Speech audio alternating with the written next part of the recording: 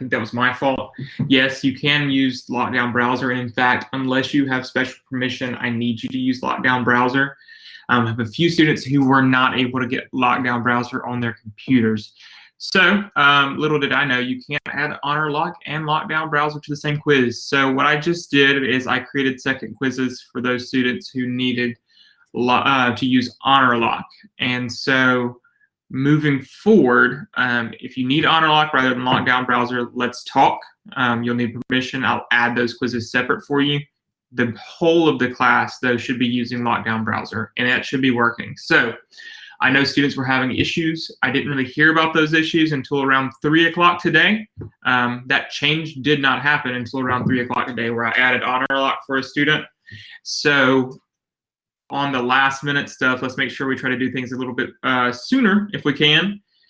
And to alleviate some of the struggles this evening, I went ahead and extended the deadline for your Chapter 1 quiz and for your Module 1 quiz to 11:59 p.m. tonight. So like I said, as of 3 o'clock or so, I figure that's 3 hours. So I'll go ahead and give you till the end of the day today to get those caught up with.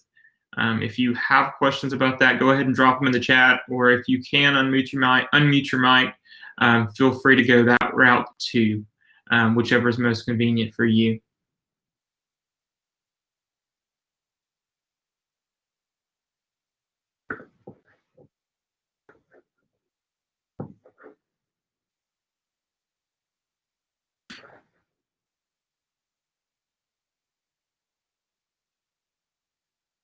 I should say that if we are still having issues when you're going into your quizzes for Lockdown Browser, it's possible that you just need to log out of your Canvas account and log back in, and that should fix it too. It could just be an issue with it not being updated because you haven't logged out.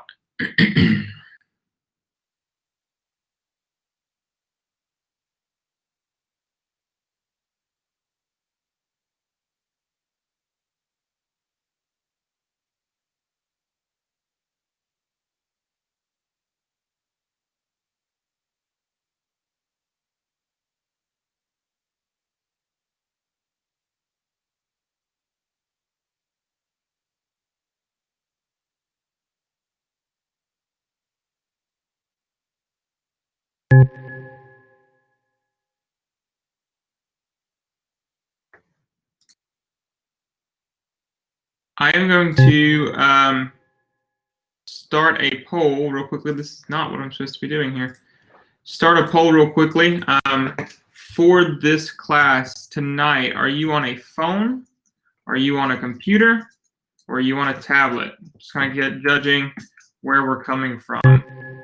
Those results are out. You should be able to go ahead and take that now. How many do we have? 18 in class. 4 of us are still trying to figure it out. Are you on a phone, computer, or tablet for class tonight?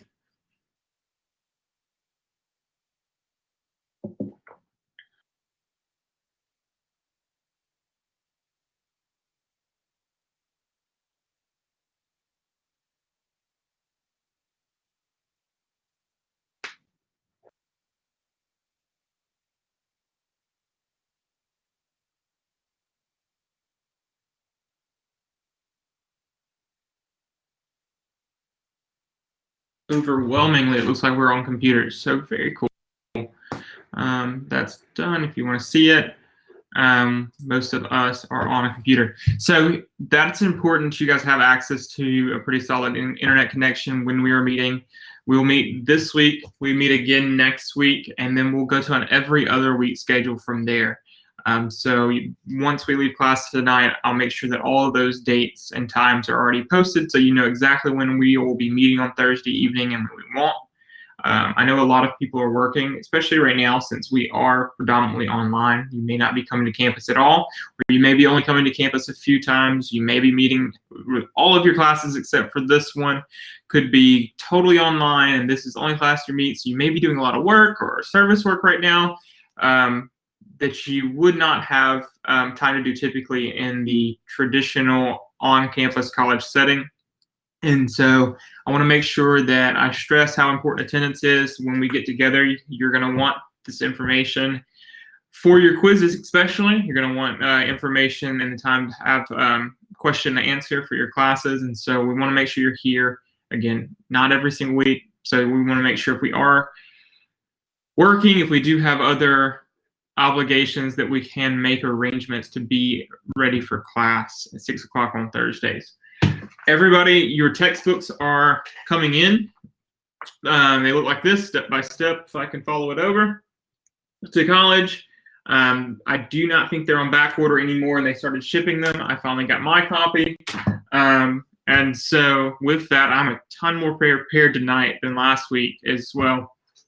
And so let's go ahead and get class started. I'm going to record our session.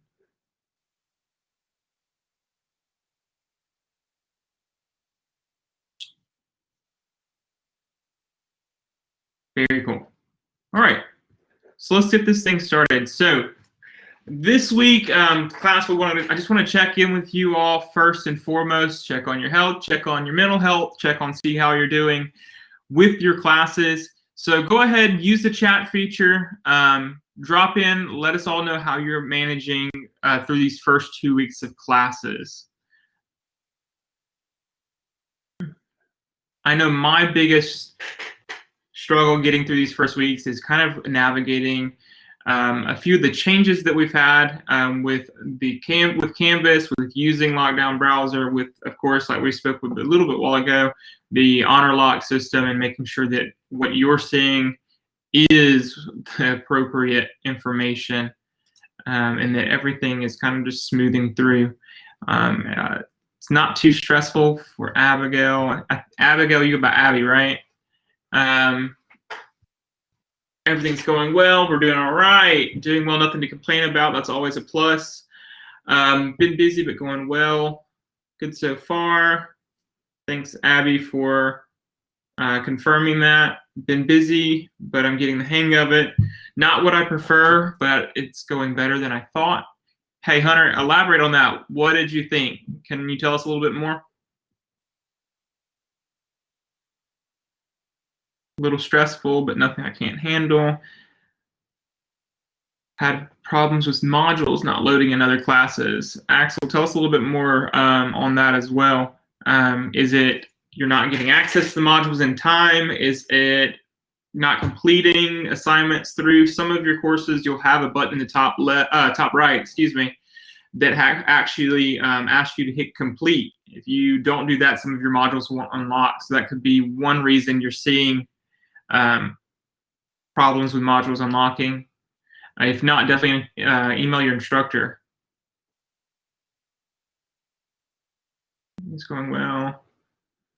9-week gap between modules. Chances are it's either they weren't unlocked by the instructor yet, or chances are you've probably missed hitting complete, Axel, on those, so that you can get a next module to unlock.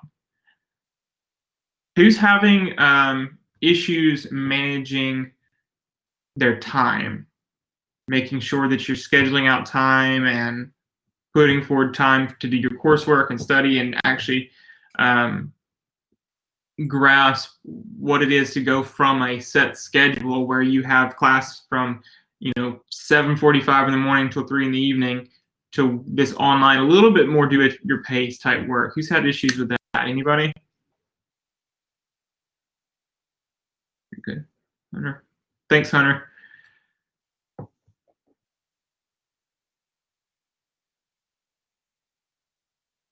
Reading's tough. If you have access to ebooks, since you are in the online class, a lot of times when you purchase textbooks, if they came with a course code, you'll have access to the ebook as well. Put them on your phone. We all have them with us all the time, and just scroll through that when you have a few minutes. Taking break at work, if you get a 15-minute break between shifts, or if you get a 30-minute lunch break, take a few minutes to read. Anywhere you can squeeze in time to read is time where you're going to improve your scores and improve your understanding. Note taking. Yeah, when you're moving from a very lecture base where you're taking the notes, you've got the PowerPoint on the screen, a lot of your high schools will follow that through. to having to learn how to outline your notes yourself. That can be a little bit stressful. Different, but you're getting used to it. Very good. Anybody had a problem they just felt like they haven't been able to overcome yet or don't know how to overcome?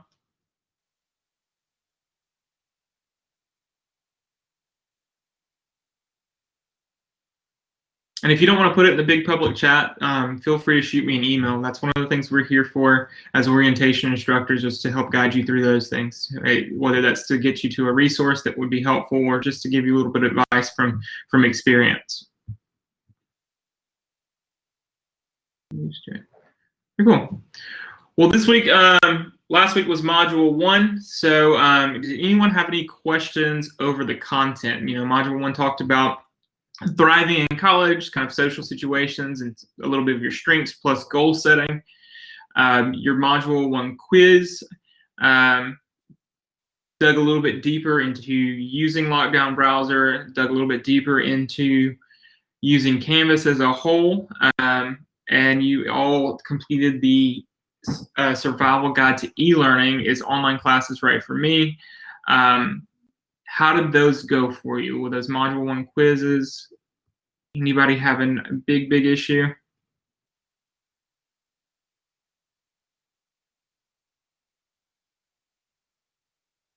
No. Did anybody read the notes that I put into Module 1 for the Chapter 1 quiz? If you did not have your textbook, the notes should have been extremely helpful. If you completed it early, I did make a list of all those of you who completed it early. So if you're on that list and you want access to redo a quiz, if you're not happy with your grade, if you want to retake, we can talk about that as well.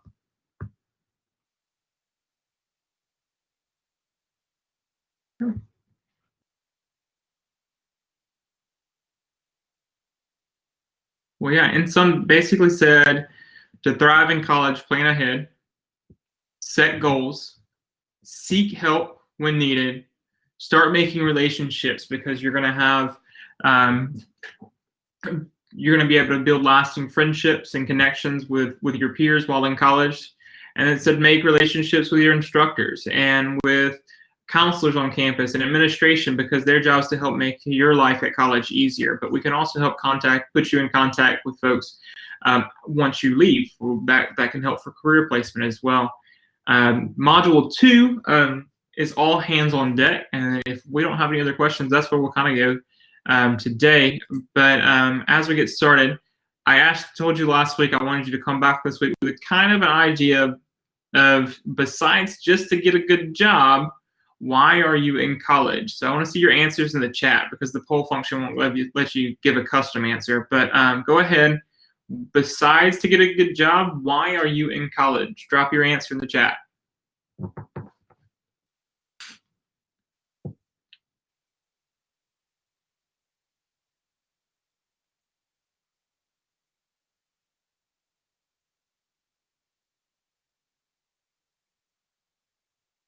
Answering number 1 now.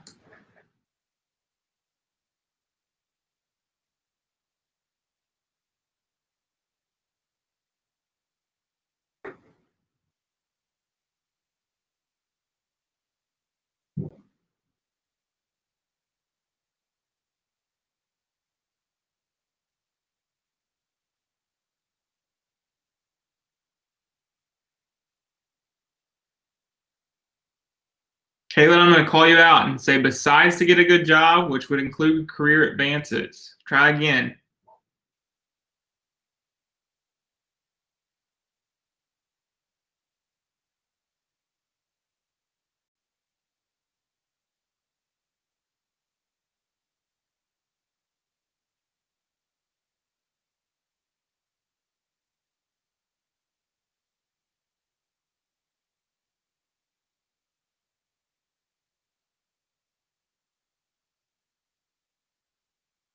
All right, I'm going to start reading a few of our answers. Y'all that have not replied, make sure you get your response in. Besides to get a good job, or I guess in a sense that means why are you in college? Besides to get a good job, why are you in college? So let's see. We'll start out.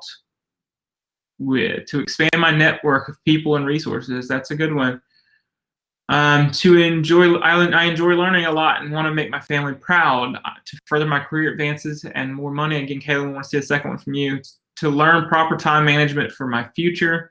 Time management is one of the biggest assets you can have when you're walking into any type of role that you have a high level of responsibility, or even any level of responsibility at all, because it's going to show your maturity level in each of you by learning that proper time management skills, and it's going to make you that dependable person that you can, others can count on. That'll build your social network, that'll build your professional network as well, and that could ultimately lead to, getting a good job. So that's really a key skill.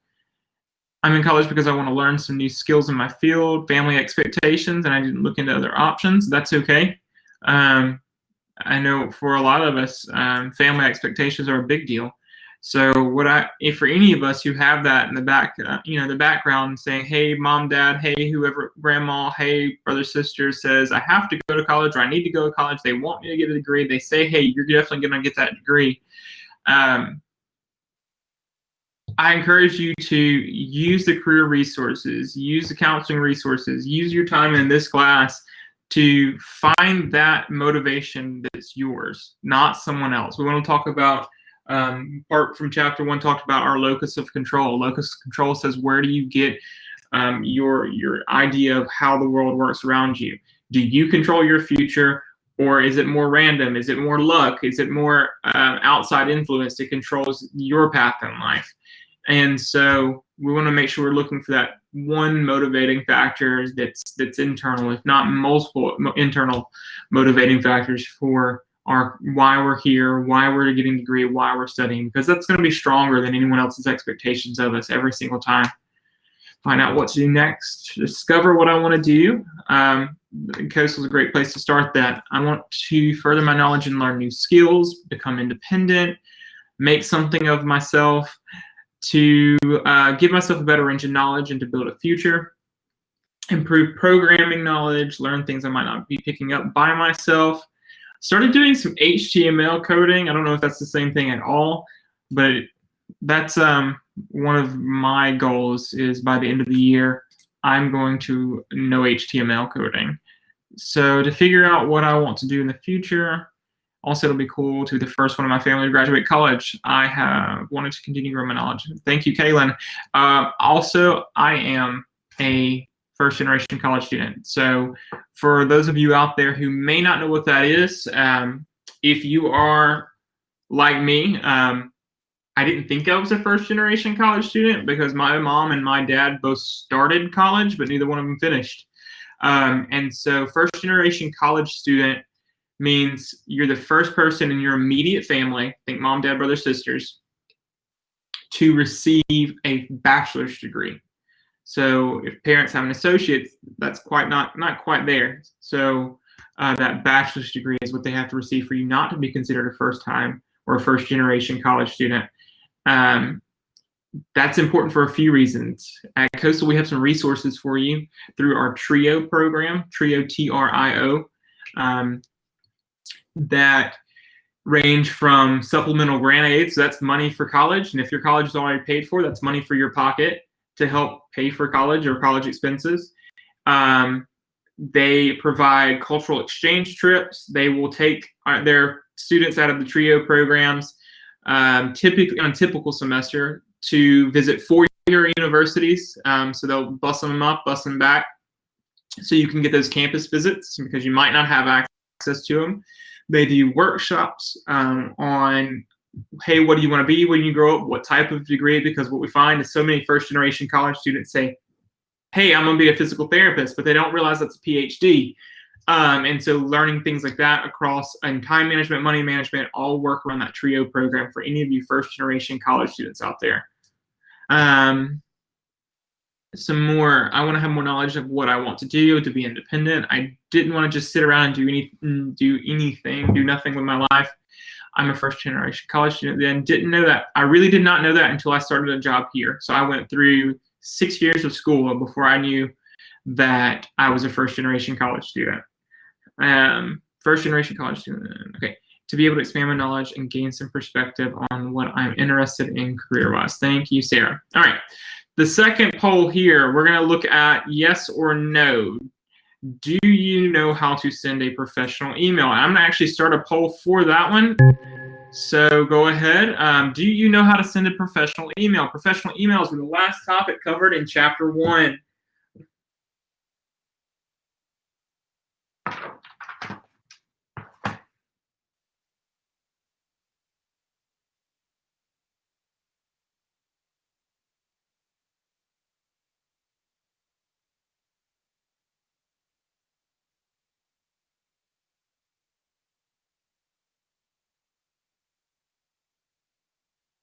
All right, just missing Adriana and Mackenzie. Do you know how to send a professional email?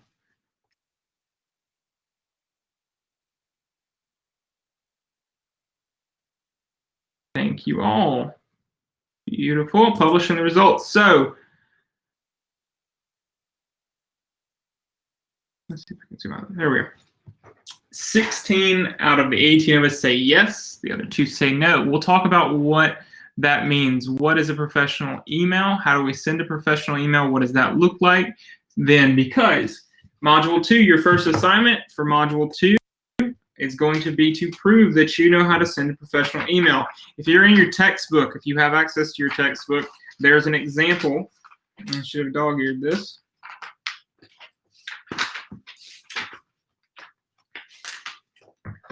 On page 15, it shows how to send a professional email. Essentially, what is a professional email? A professional email is going to include a few things.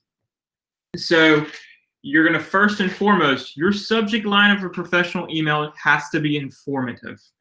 It has to tell the person that you're emailing why you're emailing them. If you just throw in there hello as your subject line for a professional email, but you're really emailing your instructor saying, hey, I can't do my homework, or I can't do my quizzes, I'm having an issue with my class, chances are you're not going to get an answer as quickly as you're saying issues with Orientation 101 course, quizzes not showing in Canvas.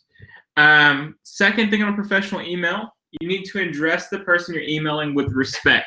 So hello, dear, using the proper title like professor for some of your instructors who have the PhD, Mr. or Mrs., whatever your instructor's been conveyed to you how they would like to be addressed. For me, let's be very informal. I'm fine with Mr. Gilchrist. I'm fine with Austin Gilchrist. I'm fine with Austin. I'm not the typical instructor all the time. A lot of your instructors, especially those who are doctors, they're going to ask to be called Dr. Lay, Dr. Einfeld, whatever it may be for that instructor. So pay attention to that. So for example, Dear Professor Donovan would be a good starting to a professional email. The next step in that is going to sign every email with your full name and specifically for your college, the course number. I teach this course because I have a full-time day job at the college separate from teaching. There are plenty of your instructors, the majority of your instructors, they teach multiple classes. If I have 5 classes that I'm teaching and you're sending me a name, I have 30 students per class, we're just 2 weeks in, I haven't learned your name yet like that.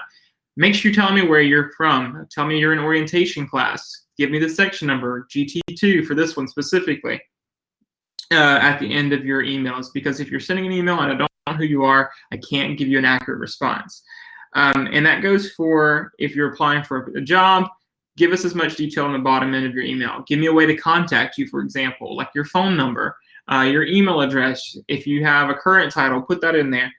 You want to make sure that you're going ahead and saying, starting it off right, addressing the person at the top, giving a good body, and signing that email with your full name. If you are writing a professional email, be sure to use proper grammar. Be sure to use proper capitalization and punctuation. Don't use text language. What's text language? Like BRB, FR, LOL. We don't want that in a professional email. Use spell out words. Don't use contractions all the time if you can help it. It's easy enough to write cannot rather than can't. in the body of your email. And then if you're attaching files to professional email, make sure you're using widely accepted formats. So I'm a Mac user through and through, end of days, I'm going to be using Mac. Mac has the numbers, which is kind of like Excel, but it saves it in a different format. So not everyone, if you're not a Mac user, if you're not using numbers, you can't open a numbers file unless it's saved in a common format like .doc.docx, .ppt, .pdf, .csv. So you make sure you're using formats that are broadly used across all iOSs in a professional email. I'll put a few of these notes up and in the instructions, but I'm definitely going to have, again, for Module 2, you'll have an assignment that says send a professional email, send a screenshot of it, upload a screenshot of it over to me, and we will check that off. That'll be a course grade or coursework grade. Any questions, guys? Gals?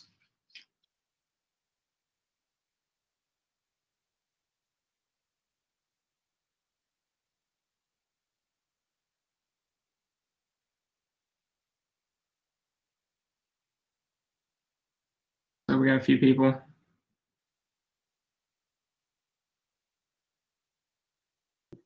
No questions. How do I send a screenshot on my computer? It depends. If you use Apple, it's Command-Shift-4. A lot of Microsoft computers, they have the snip tool. I will put the assignment on your Module 2. You don't need to remember that assignment, Logan. He said, so we send an email to you. You can send an email to me as well. But all those instructions will be detailed in Module 2 once it opens to you tonight. All right. Well, that's fine. Module 2 is financial aid. And so I'll wait on Kaylin's question before we get started. There's not a chapter reading done this week. Thought I'd go easy on you since we are meeting a couple weeks in a row. So this week we're going to talk about financial aid. Financial aid is so important because, you know, it takes so much to get your financial aid started, and you don't just do it once. It happens every year. So the whole question on financial aid is, how do I pay for college? So when federal financial aid was set up, it was established in the act that approved it, that paying for college is a family responsibility. This is why if you're a dependent student, you have to file a FAFSA using your parents' tax returns and yours if you're working. And so what that FAFSA for a financial aid application will open up are sources to pay for college, like your federal aid, state aid, which you may not be as familiar with, and then scholarships, so institutional scholarships and private scholarships. Those don't always end once you're a freshman because there are transfer scholarships. End of Module 1 gave you a list of transfer scholarships for you to look at. I encourage you to take time to go back through and look at some of the amounts of transfer scholarships because we're actually going to be planning for that moving forward. If you did not know it, when it comes to institutional transfer scholarships, they no longer use your ACT or SAT scores. They're only going to use your GPA from Coastal Alabama Community College to award you a transfer scholarship for your academics. Each and every one of you, as of your first day of college, have a 4.0 GPA. That 4.0 GPA is yours to lose or yours to maintain. So it's easier to start out on a good note, make sure we're on top of our courses and our classwork, than it is to turn around on the back end and try to catch up. It just truly would save you a whole lot of money as well.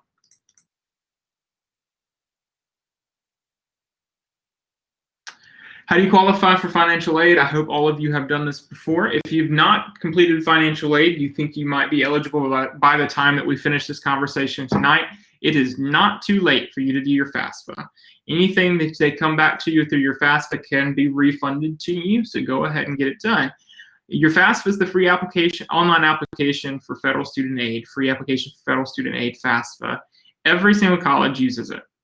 You go to that studentaid.gov site to file it, and every year on October 1st it opens. So that means that this year, last October 1st, 2019, it opened for the 2020-2021 school year. So you filed using your 2018 taxes for this school year. Well, we're a month away from October 1st now. So this October 1st, you'll be able to use your 2019 tax returns in order to file your FAFSA for the following year. Each of you should be filing that FAFSA no later than April 1st. Each of you, as returning students coming in next year, should be filing your FAFSA no later than April 1st. That's a very important thing to put down. If you have notes, if you're writing notes, I would write down that returning students should file their FAFSA no later than April 1st.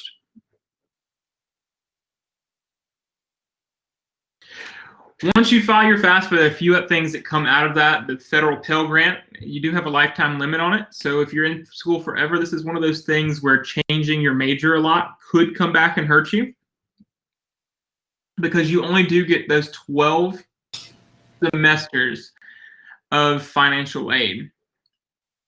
That's 6 years.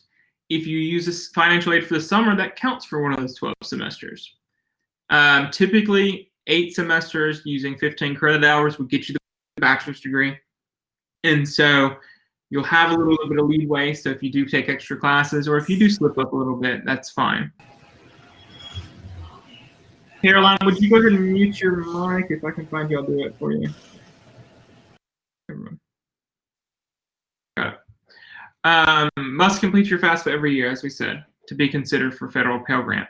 This year, the maximum award for federal Pell Grant actually went up. It is now $6,345. $6,345 is the maximum amount of federal Pell Grant that can be awarded. It's not an all or nothing. There are partial Pell Grants, so depending on your need, because the Pell Grant is a need-based federal aid. That's why it's based on those taxes. Now, federal work study, that's employment on campus. Right now, for the fall, Coastal's not doing work study. Once we come back to campus full-time, I expect to see work studies on campus. Typically, these jobs are in offices. You're not out pulling weeds. You're not doing bagging groceries. You're not cutting grass, or whatever it is that you would typically do as a college student to earn money. It's filing paperwork, answering the phones. It works around your class schedule each semester, and it's usually 10 to 15 hours a week, and they pay, as of last semester, was $9.50 an hour.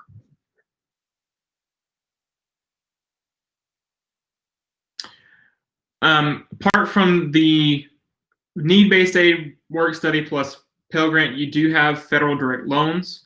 Direct loans, of course, you do have to pay those back. There's no getting out of paying your loans back. You have to have that master promissory note on file to accept federal loans, and you have to go through entrance and exit counseling because they want to make sure that you understand what you're getting into in terms of interest rates, in terms of your obligation to repay, and how that could affect you in the future.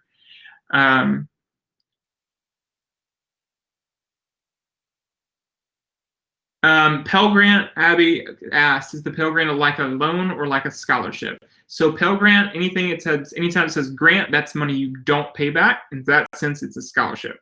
Here at Coastal, if any of you are on scholarship, you'll know that it's more of a tuition waiver. So if you do go over, you wouldn't get anything back. But for Pell Grant, so again, this year it's $6,345. Cost of attendance at Coastal is about $4,800. So there's a surplus. That money goes into a refund to the student for non-direct aid charges. So things like books, things like living expenses as well, or school supplies. And so it is free money in the sense that you're not going to pay it back like a loan for federal Pell Grant. Now the direct loans, of course, they will be paid back. There are several types of federal direct loans. The first one is a subsidized loan. As far as loans go, this might be the friendliest of all because the federal government will pay your interest rate on the loan while you're in school. So it holds that interest rate off. You're not getting charged it. So whatever you borrow, that amount's what you owe when you finish. That interest rate gets held. So it's not charging you money to use it from day one. Whereas unsubsidized loans, they do charge you money from day one. So they're going to put an interest rate on it. And it starts accruing interest on the loan while you're in school. So even though you may not be fully employed, even though you might be gainfully employed, which means not just have a job, but a job in your field that is using the skills that you've learned at the university or at the college, you would still be getting charged for borrowing that money along the way. For this class, is there anyone who is just completely in the dark about what an interest rate is? No shame if you are. Essentially, it's just they're going to say you borrowed. We'll say you borrowed $10,000. You're going to pay us back $10,000 plus extra money because we lended you money. Okay. All right, so financial aid doesn't come without strings. What's strings? Strings really are just rules. You do have to meet specific rules for financial aid, like you have to be enrolled full-time in order to receive your full award. That's 12 credit hours for federal financial aid, 15 credit hours for scholarship here at Coastal Alabama. And you must also meet what's known as satisfactory academic progress. Satisfactory academic progress is often referred to or abbreviated out as SAP. And for this year, our satisfactory academic progress is outlined like on the slide. For your first 21 credit hours that you attempt here, you must complete at least 58% of your classes. And you must maintain at least a 1.5 cumulative GPA.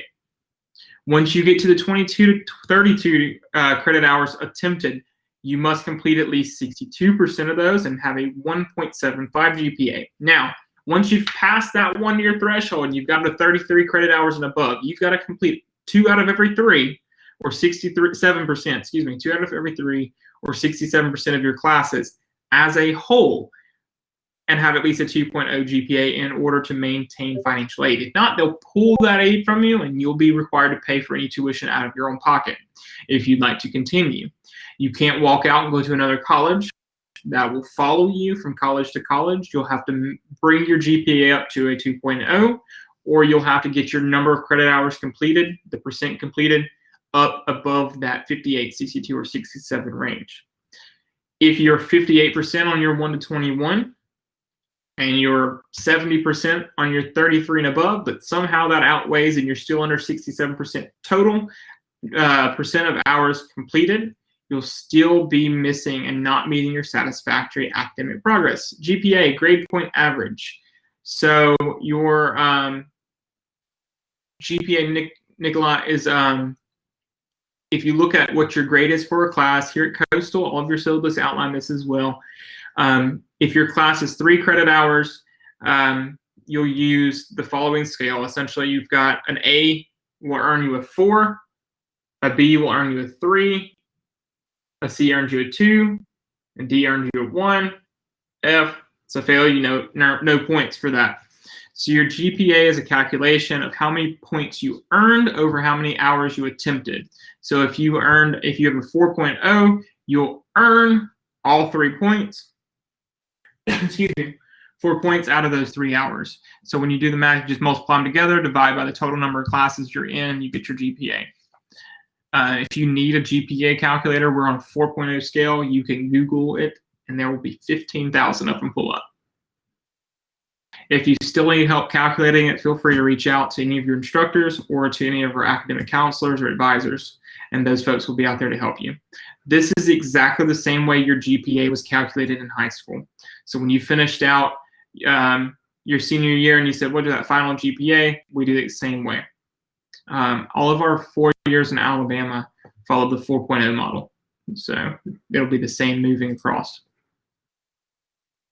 Aid with strings continued.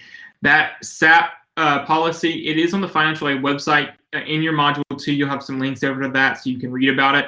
So you need to make sure that you do read that policy for satisfactory academic progress.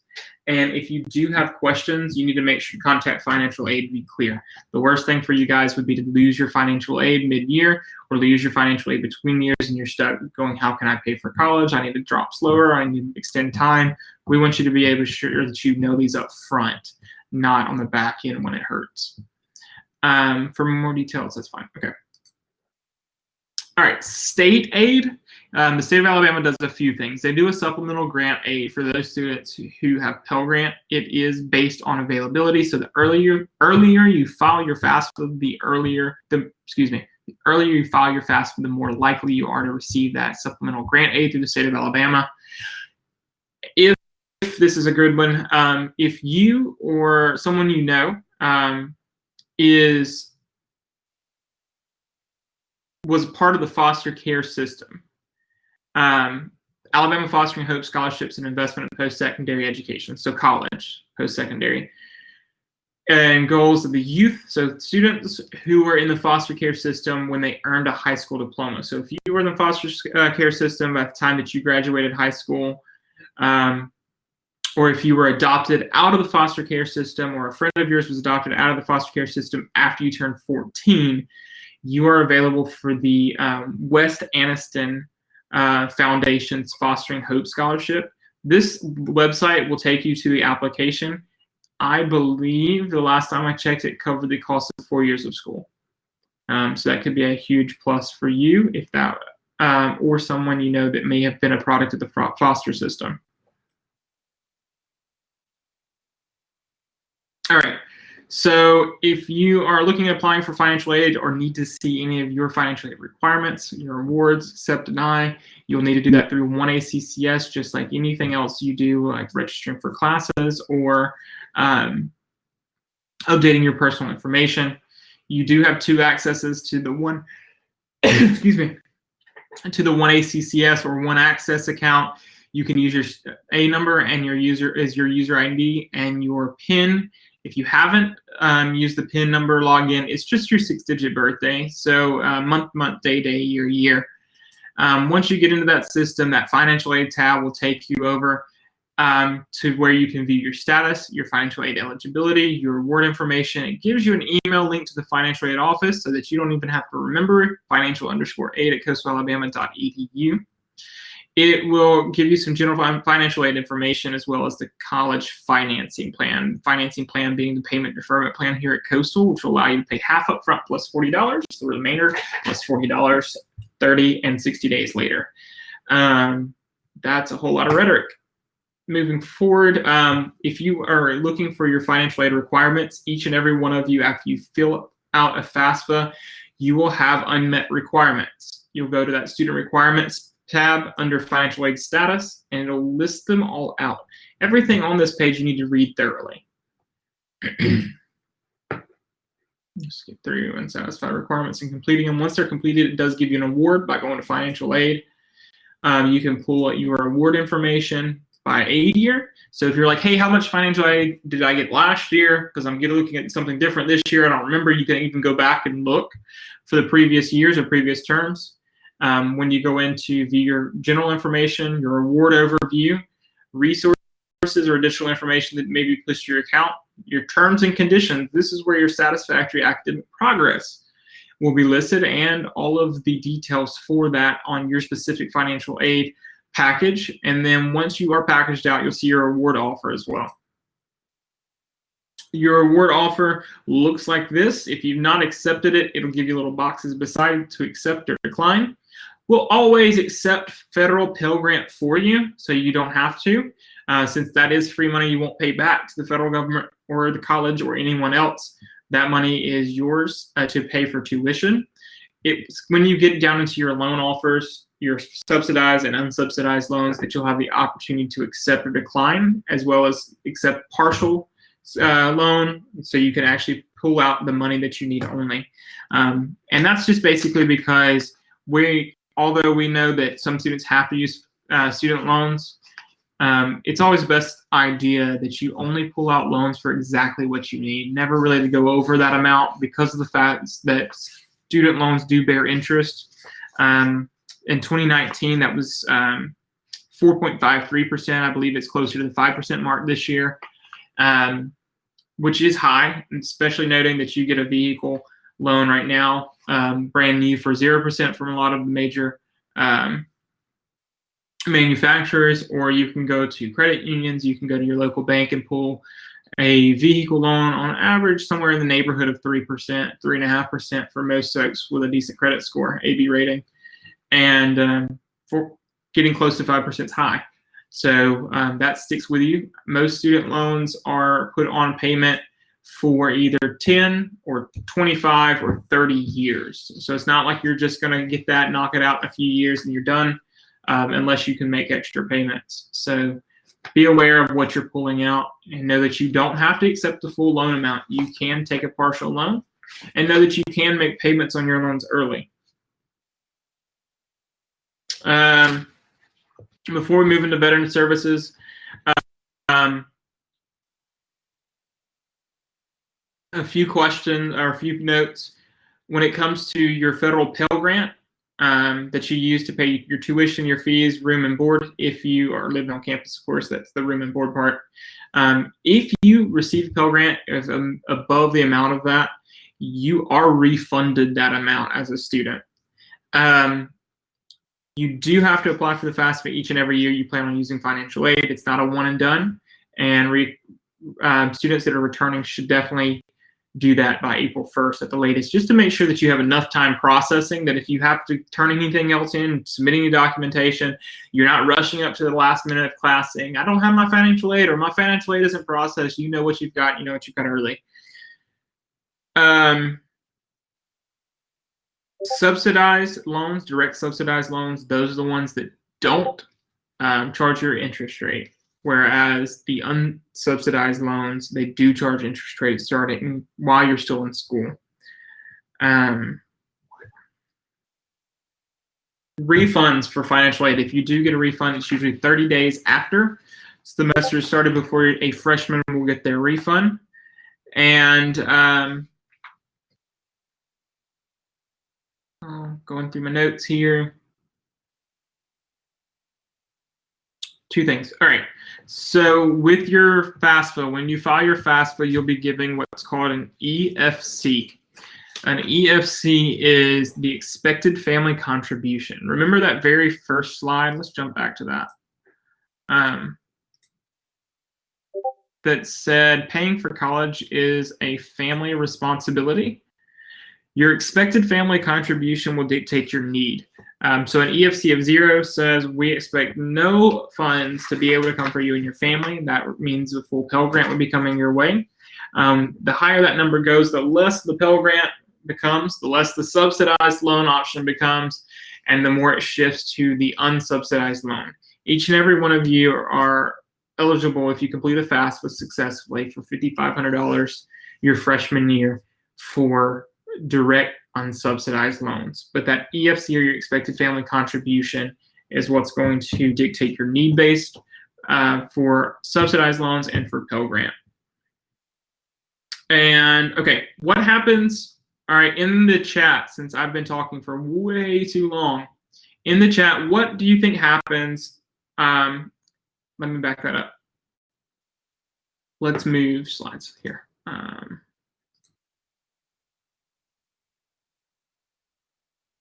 All right, we talked about satisfactory academic progress. Say you don't meet satisfactory academic progress, but it wasn't just because you were a lazy bum and didn't do your classwork. Say you think you have a legitimate reason. You or a family member got extremely ill. Maybe you were in an accident. Is there a way, yes or no, we'll put a poll up. Is there a way for you to appeal your financial aid for these extraordinary circumstances? So if a student wishes to request consideration for reinstatement because you lost your financial aid because of satisfactory academic progress was not met due to an extreme situation or extraordinary circumstances, do you believe you can appeal the process? Yes or no?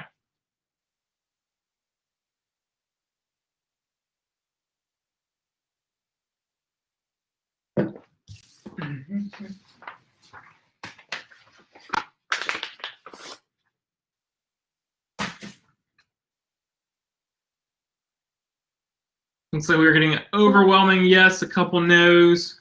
We'll leave it right there. Perfect. The answer is yes, but you'll need to file a financial aid appeal form. That financial aid appeal form can be found on the financial aid website, and it goes to our financial aid director to review. He would then make, Dr. James Theos is the financial aid director here at Coastal Alabama. He would then make the decision one way or the other to either grant or deny your appeal based on that financial aid appeal form and the reasons placed on it. Anybody a veteran in this class or the dependent of a veteran? If so, veteran services at Coastal Alabama are processed through Mr. Derek Samuels. If you are a veteran, then you would have access to your post 9/11 GI Bill, most likely. Depending on age, it may be pre 9/11. If you're a dependent of a veteran, your Chapter 33, Chapter 39 veteran benefits that could be passed to you. If you're not already using them, Mr. Derek Samuels is your point of contact. This is his phone number and his email address. So he will help walk you through the service the paperwork aspect of it. Essentially, you just start with a veteran affairs office local to you to get the paperwork started, and then get that information pushed over to him. And you can actually use your veteran benefits or any of your veteran benefits from a direct dependent, direct guardian who could pass those to you and may still be eligible. Guys, do you have any questions for me in relation to financial aid?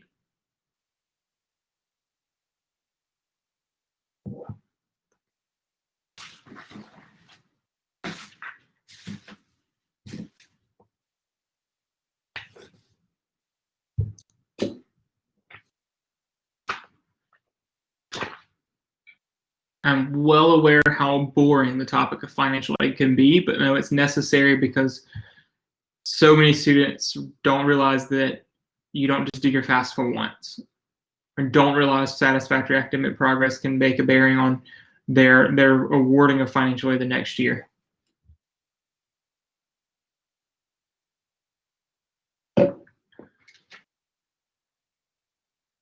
If you have extra financial aid not used, it's typically 30 days before that is, after the start of the semester, before that's awarded. The business office at Coastal is the group that handles the refund. So you can actually go to your TouchNet account and set up that refund processing if you haven't already. The question was, when do you receive the refund for extra financial aid not used?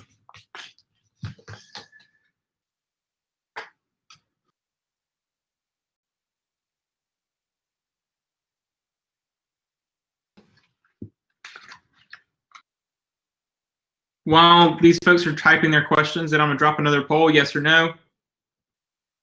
Do you or have you been receiving the announcements I'm putting up on Canvas? Are you seeing them? Are you reading them? Are they helpful? That'll be the second question here.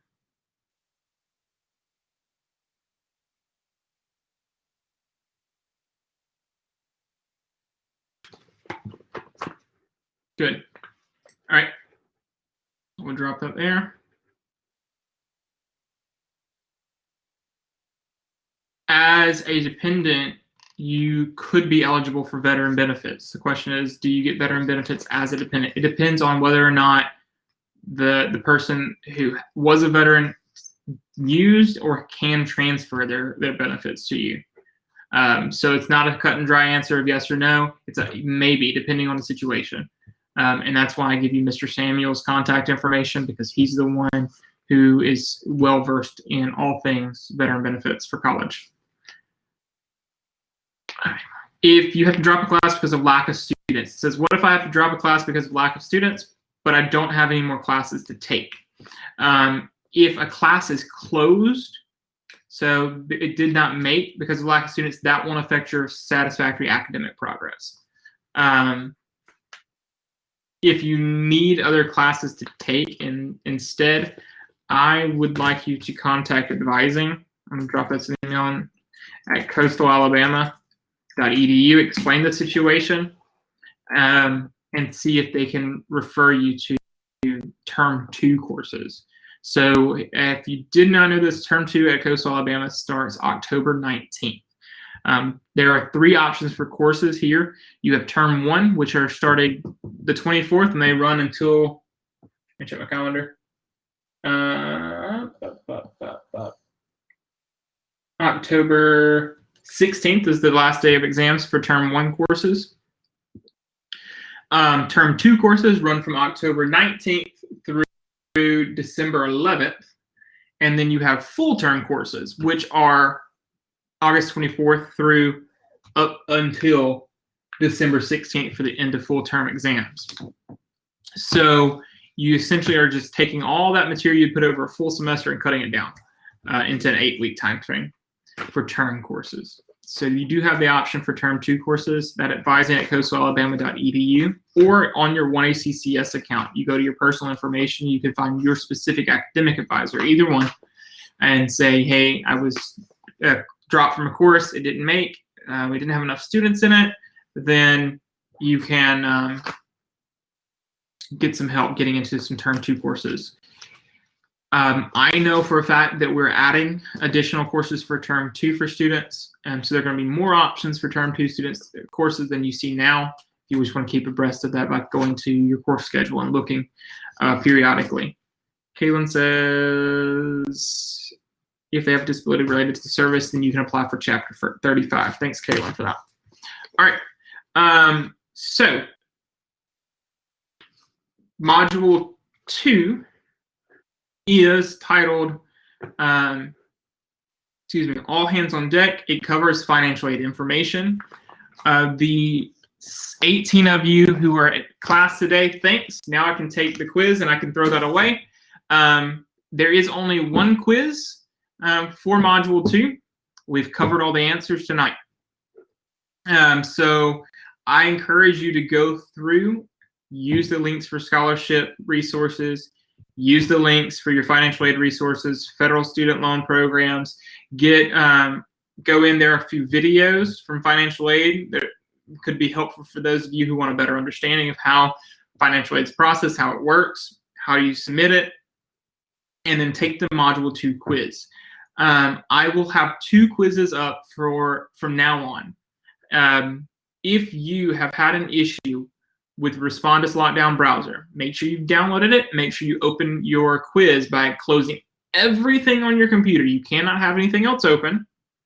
Open Respondus Lockdown Browser. From there, navigate to Canvas. Then try to open your quiz. That'll be the first thing.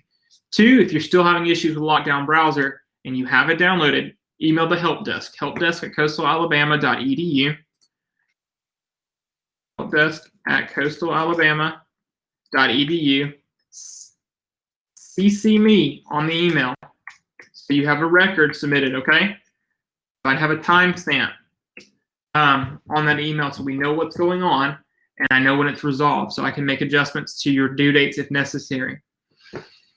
If you are using a Chromebook, you should know Chromebooks do not allow you to download and install software. So for those of you who cannot download Respondus Lockdown Browser because you're on a Chromebook, you'll need to use HonorLock. HonorLock is a Chrome extension. It only works on Google Chrome. I need to know who you are up front. I will give you specific access to a second quiz. So from now on, guys, when you go through your modules, you'll see all quizzes duplicated. The first one will say requires Respondus Lockdown Browser, and the second will say requires HonorLock. The one that says requires HonorLock will only be open for very specific students who have permission to use HonorLock ahead of time. Are there any questions about that as a whole?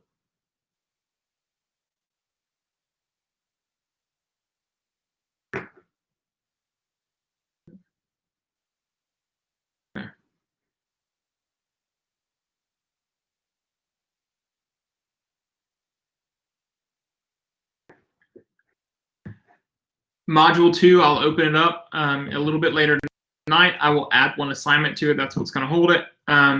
It will have instructions on how you need to submit your professional email to me. And you'll have, again, just the one quiz for this week. It'll be due next Thursday, 5:59 p.m., so 1 minute before class starts. After next Thursday's meeting, we won't meet again for 2 weeks. So we'll move to a bi-weekly schedule for these meetings for the rest of the semester. You'll have midterms, which we won't meet, but we'll have your midterm exam online. And that will cover us moving forward. Your module 3 for next week is be the captain of your ship, which is talking about motivation, resilience. We kind of talked about that at the beginning of the semester, emotional intelligence. So that'll go our discussion for next week as well. Cameron says, so if you're saying if I took the quiz on Lockdown Browser, you do not need to take the quiz on the Honor Lock as well. It's just one. So right now I only have one student in the class who's reached out and said they are on a Chromebook and they can't use Lockdown Browser. That student is the only person who has the permission to use Honor Lock and the only person that should be using it, unless I hear from you specifically. Send me an email or give me a call that says, and explain your situation. For those of you, last thing today, before those of you who have not finished your Chapter 1 quiz, and for those of you who have not finished your Module 1 quiz because there was an issue in the last 3 hours of that quiz being open that was my fault for adding the Honor Lock to it, I've extended it till midnight tonight. Remember, if you don't get it done by tonight, it is a 10% deduction. That'll be open for just 5 days, and then it'll be closed and a permanent 0. So go ahead and get that thing done while you can get full credit. Stay on top of your grades early on, and do that with all your classes. Any questions, guys? Yes or no? Here, we'll drop it off. Start a poll. Did you learn something today?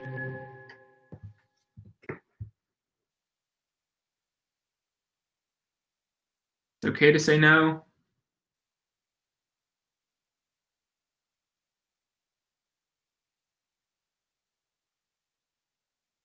Close that. Last question. Is there anything that I can do to make your class sessions easier? Just a yes or no. If so, make sure you have an answer because I'm going to reach out and ask what it is.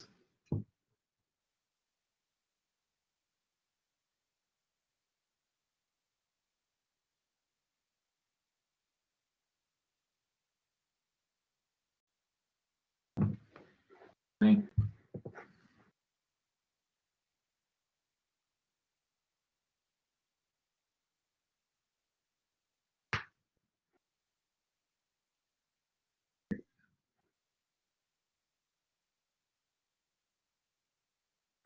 Is there anything I can do to make the class session easier, Kayla? Or anything access-wise for the class easier for you?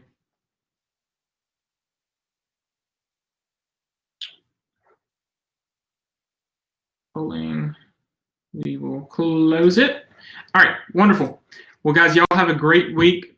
Be sure to be on the lookout for any announcements coming up for week 2, or excuse me, I guess technically week 3, but module 2. And if you need anything, feel free to reach out to me at any point in time, and I'll make sure we can get you straightened out. So have a great one. We'll end this one tonight, and see y'all next week.